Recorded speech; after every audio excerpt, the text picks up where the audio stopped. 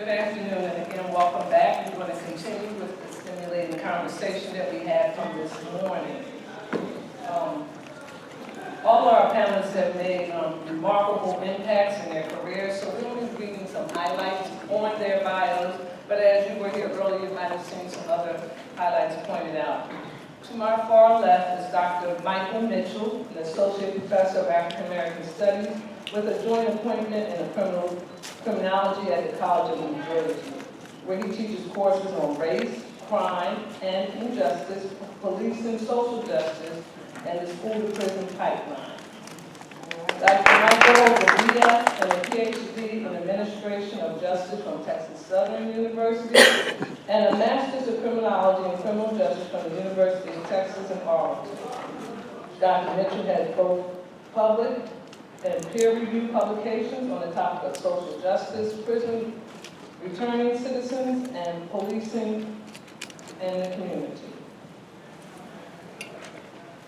Dr. Mitchell is actively involved in several of the border communities, some of which include serving as a community screening board, as the panelists had spoke earlier about getting involved, for New Jersey Intensive Supervision Program, a member of the Division of Inclusion and Community Engagement for the Superior Court of New Jersey for Passaic County, and the County Advisory Board for the Reduction of Gun Violence Initiative.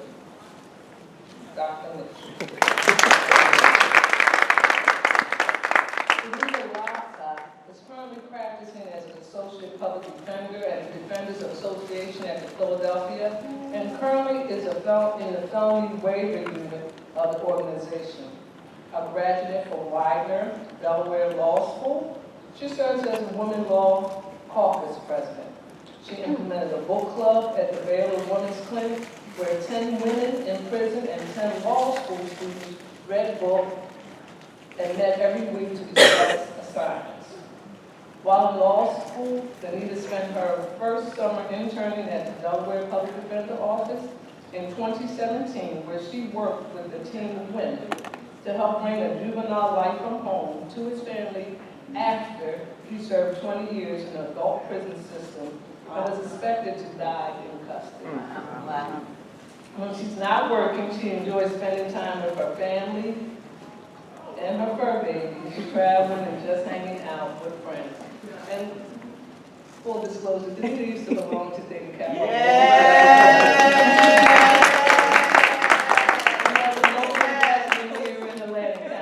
Welcome home. Yes. Recently retired Lieutenant James Michael Finger completed a distinguished 25-year career with the New Jersey Department of Corrections, where he worked closely with legal specialists from the Office of Employee Relations and the Deputy Attorney General's Office. He was responsible for fielding public inquiries at the Administrative Liaison for Custody and Staff Affairs. He was honored with the Department's 2022 Distinguished Service Award. Mr. Finger has taken the unique path of attaining professional and life experience before achieving his formal education. He has an associate's degree from Rowan University in Southern New Jersey and a Bachelor of Arts in Liberal Studies and African American Studies from North Carolina A&T State University, and is currently pursuing a Master's in Arts and Liberal Studies from Rutgers University.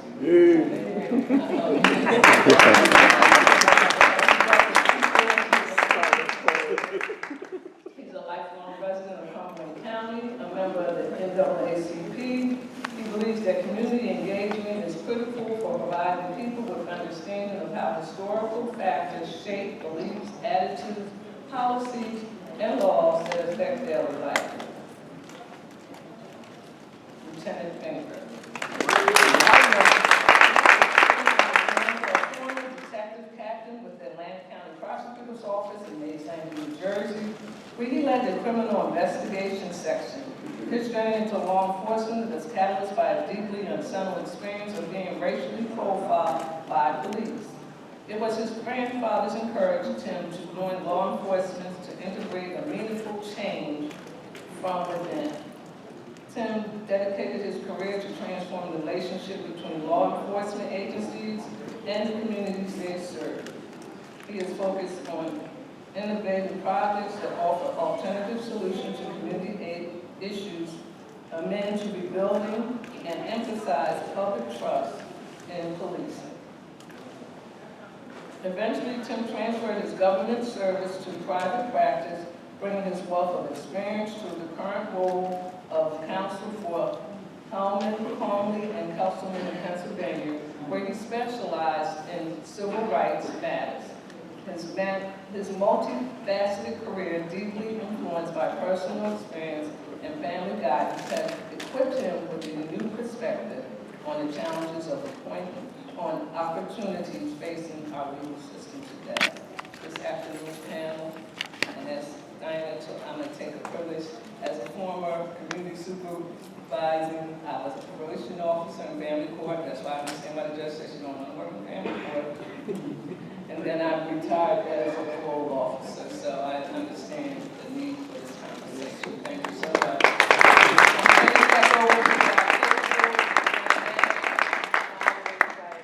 Thank you, Sister Sean.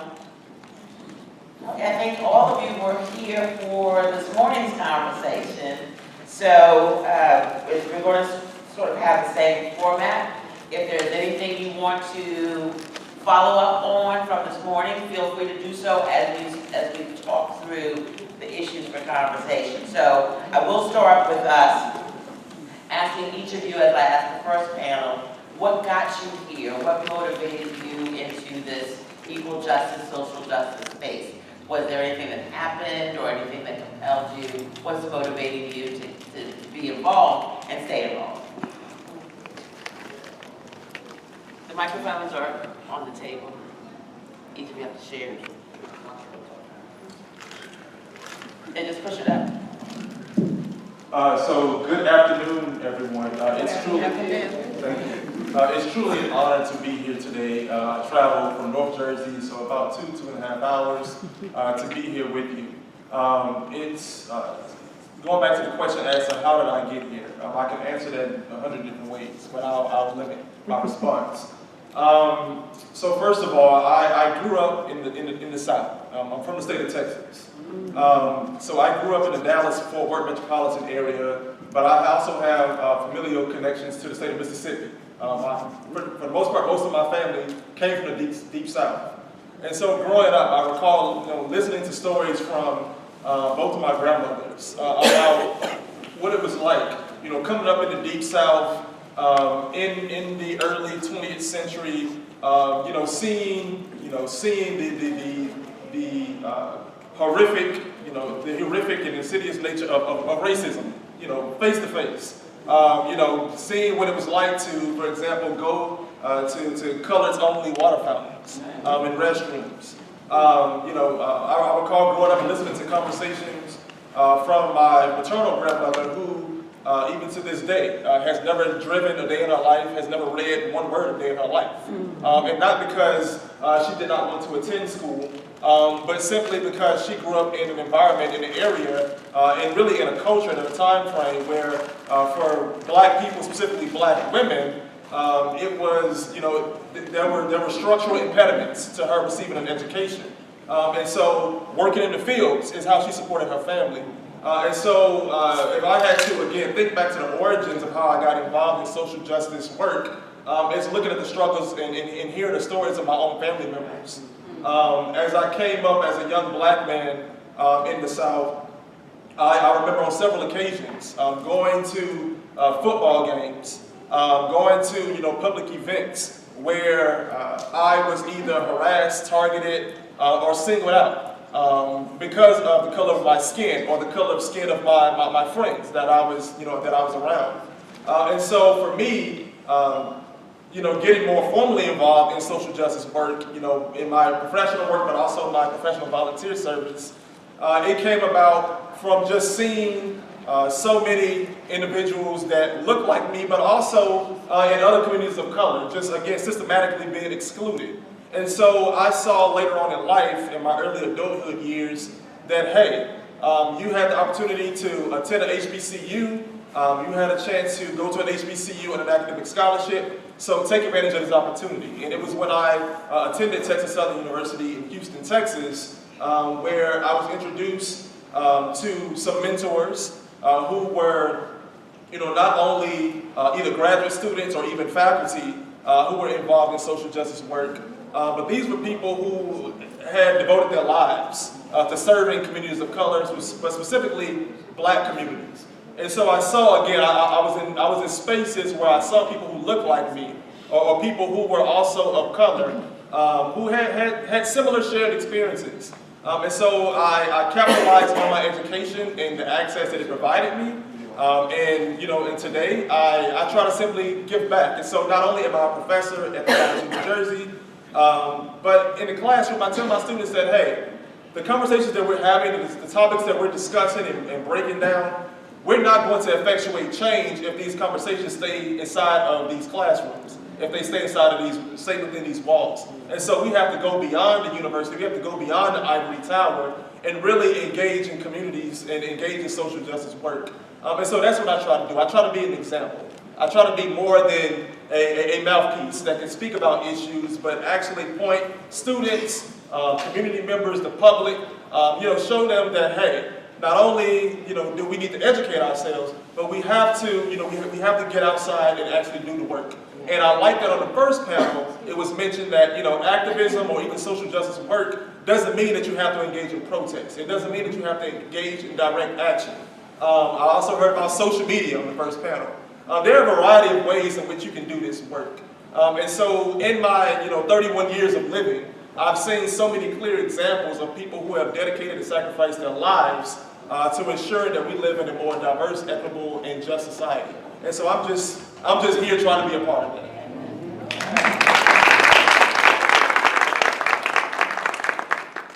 So, let my people go. I'll start with that. I have to give a little shout out to my husband because prior to this career, I worked in healthcare. I did that for 13 years. I planned on retiring in healthcare. But my husband, whose high school girlfriend became a lawyer, his college girlfriend became a lawyer, and his first wife was a lawyer. So when he proposed to me, he said, I want you to marry me because you're not a lawyer. So what had happened was, so Trayvon Martin started a fire in me, and after they just targeted person after person in our community, and I'm not going to even say Black male, because you also got Sandra Bland in there as well. By the time we got to Freddie Gray, I was done. And I remember, and this is a true story, I went to sleep one night and I had a dream that I was going to be a lawyer. And I woke up and I told my husband, I said, I have to go to law school. I have to go to law school. And my husband, first he said, well, what kind of lawyer are you trying to be? And I told him, and he says, okay, go, I'll see you in 3 years. So I stopped working, started applying. I had to actually call my girlfriends that were lawyers to figure out what to do. I had no idea. And that's what happened for me. And now I just am, when I walked in the doors of law school, I was committed to being a public defender. I went to a corporate law school. All of my girlfriends practiced corporate law, making tons of money. And I just knew, no, I am here for my people, for the fight, and this is what we're doing. So I'm committed to it.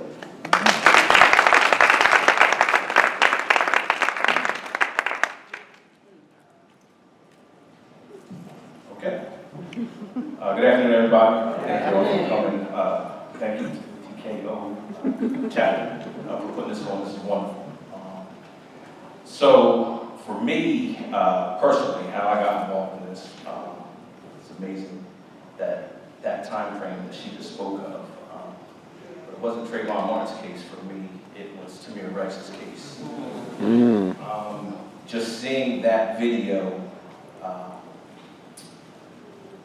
of that young man being gunned down by the police when I'm at that time probably halfway through my career in law enforcement, I just didn't understand how that could happen. So what it forced me to do was, I had to talk to my son, who was at that age, as same age as Tamir at the time. And I had to have the talk that is now the common theme of the talk. I didn't even know it was the talk. I just wanted to talk to my son on how he could survive a police encounter. So in the kitchen, my son talking about de-escalation principles and command authority to a 10-year-old boy. And I'm like, if I can do this to where he can understand this, then I should be able to speak to a group of educated people about my experiences on the culture of police and how that affects the Black community. So that was when it started for me, and that set me on a path personally to better myself. Because at the time, you know, I'm going through the motions of being a father and a husband and a career person that's taking care of his family. But I hadn't taken care of myself, the inefficiency that I had in my education. So it set me on a path. If I'm going to speak to educated people, I need to be educated too. So I went back to school. And that I needed that guidance where I can speak on historical structures to folks, and I'm enjoying it. So thank y'all.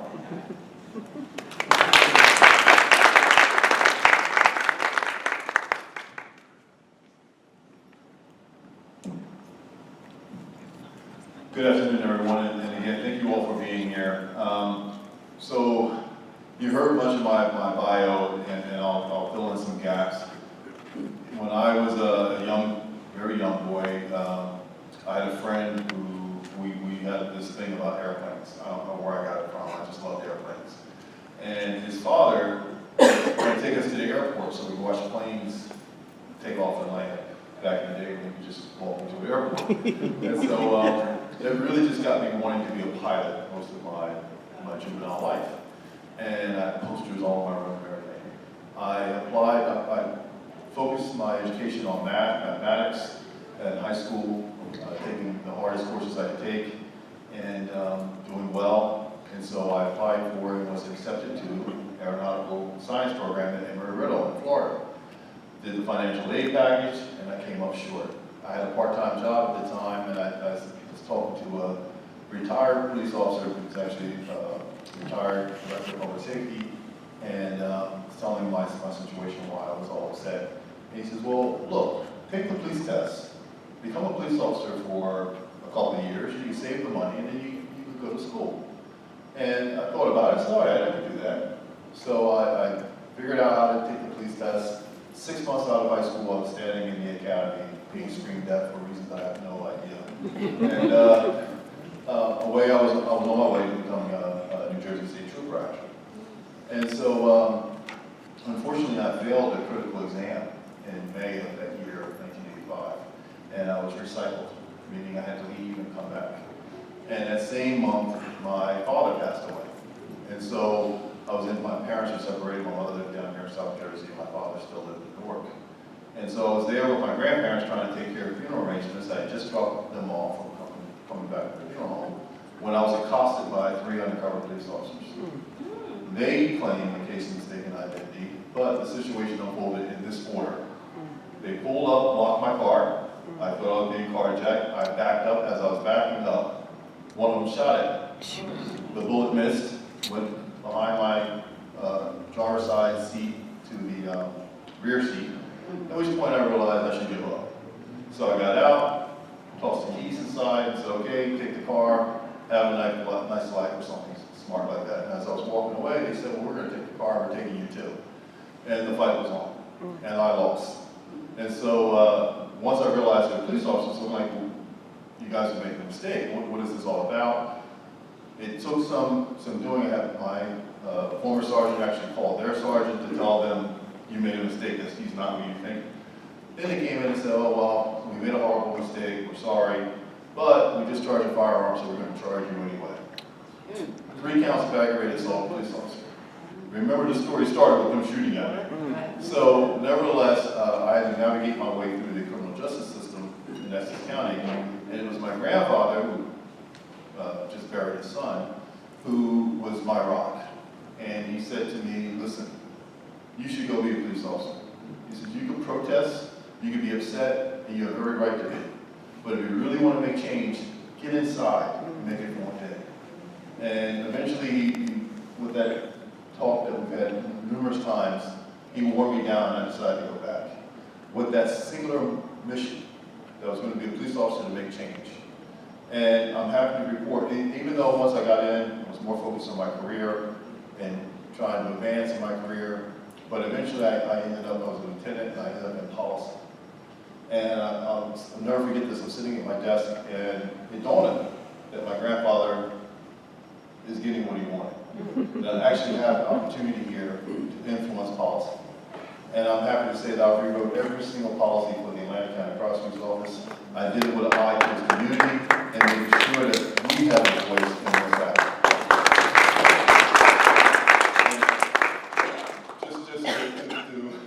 To verify, my former colleagues in the audience, and she probably remembers getting these policies every 2 or 3 days that they had to review. I still apologize for that, but we did rewrite every single one. And the bottom line, though, is that throughout my career, I had an opportunity, unfortunately, to have to report police brutality, police misappropriation, and I did so. And I don't say these things because I want to brag about anything. It's because I still made it to captain. And in our agency, it wasn't about a test. You had to be appointed to those positions. And I say that if I can do that, then every single law enforcement person in the country can do that. That being said, you know, in the prosecutor's office, we had to be apolitical. You couldn't register for a particular party. You couldn't put signs out in your yard or bumper stickers in your car. So I had to work behind the scenes for the politics that I believed in. But once I was out and I was retired, and I was actually an assistant district attorney for the city of Philadelphia, I was able to, it was like the chains were taken off, and I could be who I wanted to be. And eventually, after working in Philadelphia for a few years, I became dismayed with the way we did sentencing and the way we had to approach sentencing. So once again, I'm in a dilemma. What can I do? I was speaking with a colleague, and he said, look, given your background, your history, civil rights is where you need to be. And 2 weeks later, I was doing civil rights cases. And the reason I tell that story is because, again, it's about making change. I couldn't change this entire system, but I could defend people whose rights were being violated because of the system. And that's this is what I do now. And the whole purpose, I believe, you know, we all have plans, and God has another plan for us. And I believe my plan, my purpose, was to be an advocate for people, to fight for people when their rights are being violated. The last thing I'll say to that is when, much like the rest of my panelists, when certain things happen, it triggers something. When Derek Chauvin murdered George Floyd, and for all the world to see, courtesy of a young woman with a cell phone camera, people saw that travesty unfold. And what I saw was the same as you, but I also saw something else. That Derek Chauvin was training 2 brand new police officers that day. Right. And had he gotten away with that, there would have been 3 people now who knew how to kill somebody and the problem of their right to live. So I immediately wrote a training reform plan for the state of New Jersey. And it touched on everything from policing, training, the basic training, to advanced training, to implementing mental health component, implementing drug addiction components, everything I could possibly think of in an outline format. And then I sent it out to everybody. And crickets. I didn't get any responses from anyone. So I was able to connect with, I don't know if you've heard of Reverend Boyer, a very strong advocate for the state of New Jersey, in the state of New Jersey. And I was able to connect with him, and he was able to deliver my reform plan to the people who need to hear it. Some of these pieces are actually in play today. So I'm extremely excited about what I've accomplished and what we can accomplish moving forward. I'm into politics now, and it's a different story, but the bottom line is, you know, that's how I got started on this mission. I continue to speak around the state and different venues on the importance of understanding that we have a lot of work to do, not just in law enforcement, but in housing and employment, healthcare. It's endless. And when I think everybody in this room probably knows, when the Civil War ended, the war didn't end. Just the fighting stopped. We've been in a Cold War since the day that Civil War was over, and it hasn't stopped. And when we have the courts, we seem to win some battles. When we don't have the courts, we lose battles. Right now, we don't have the courts. And it's so important for us to be very, very active because of that, so that we can get people in office, so we can get the right court, and we can make some significant changes. And thank you for coming. Thank you.